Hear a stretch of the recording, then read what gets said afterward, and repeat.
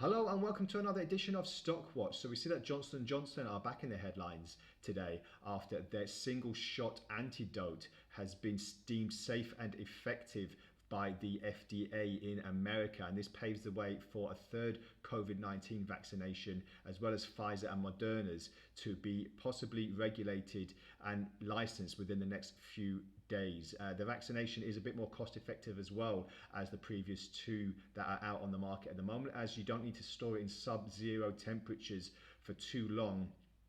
Which makes it a lot more easier for hospitals, clinics and storage facilities to actually store and keep the vaccination fresh for a longer time.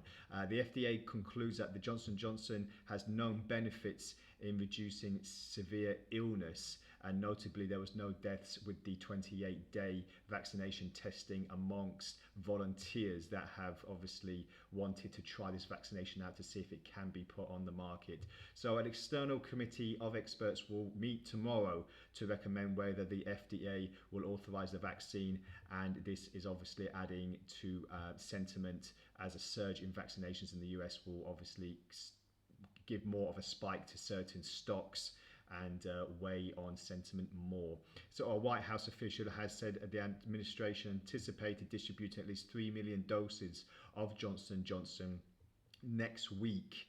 And should it receive emergency authorization from the FDA. So the company is already planning to deliver 20 million doses across America before hopefully it's distributed across Europe and other continents as well. So we'll just wait to see what's going to happen with that. And sticking with the pharmaceutical topic, Pfizer have confirmed that after injecting over 500,000 people with their vaccination, they've had no signs of serious illness or death even after one dose. So it's very, very successful that the Pfizer can keep on going with their vaccinations, as well as Johnson & Johnson will hopefully step up their cause and get into the market as well. So the last time I looked on Johnson & Johnson, we had this big accentuation on the 9th of November where we heard that Pfizer's vaccination will actually see the light of day and be licensed and regulated. But I just want to bring you back a little bit to where we started recovering from the first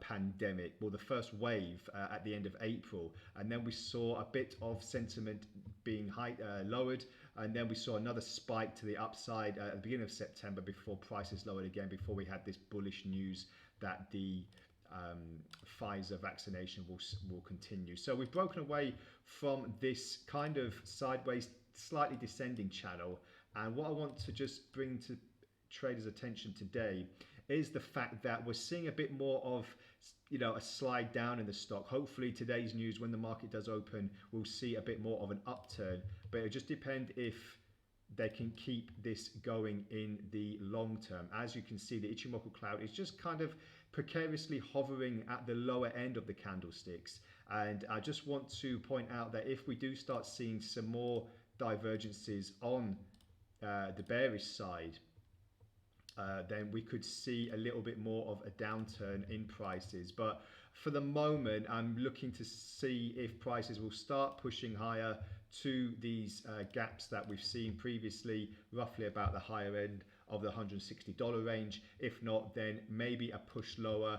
And my next target, if we start getting into the Ichimoku cloud and breaking past it, then I'll be looking to see this long-term channel, if this is going to be pierced again, roughly at the lower end of 150. So just something to look out for buying and selling in the pharmaceutical range. And just want to quickly touch on Pfizer as well. Pfizer has been a hot topic for probably the best part of 6 months, since it was the only vaccination approved and the first vaccination approved. But now we're seeing a little bit more downturn. The last time I looked at it, I'll just zoom out a little bit, I was looking to see if it would refill these previous gaps that we've seen on the 9th of November, and as you can see, it has done. It started tumbling down, we've broken through this psychological range, and now we're looking for the next bottom, and as you can see, the bias is firmly on the downside. So I'll be looking again to see if it's going to reach the lower regions of the $30 range, and if it does, then we can be expecting further downside if it does break this particular line. So just some things